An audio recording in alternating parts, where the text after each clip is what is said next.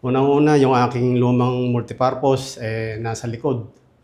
Gusto ng aking mga sanggunian at ng aking mga kabarangay na sana matayo yung aking multipurpose building dito sa highway.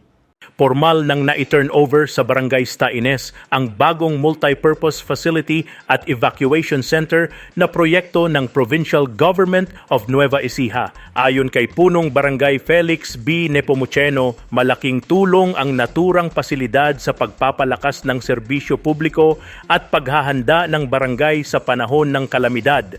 Gagamitin aniya ang gusali bilang evacuation center, venue ng mga programang pangkalusugan, pagpupulong, sports activities at iba pang gawaing pangkomunidad.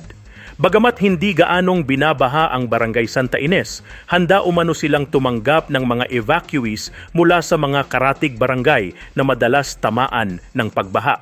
Ay, malaking bagay itong ating multipurpose building.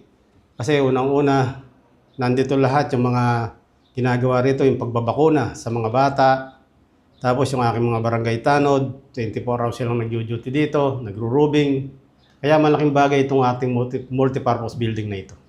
Nagpasalamat naman ang pamunuan ng barangay sa pamahalaang panlalawigan at sa lahat ng opisyal na naging katuwang sa pagpapatupad ng mga proyektong naglalayong mapaunlad ang buhay ng mga Novo Ecijano. Salamat po ako sa ating mahal na Governor, Goboy Umali, kay Vice Governor Demon Umali, dahil po sa malasakit niya sa ating mga kababayan, di lamang po dito sa bayan ng Cabiao, kundi sa buong bayan ng lalawigan ng Nueva Ecija. Ako po si Philip Double P. Piccio para sa Balitang Unang Sigaw.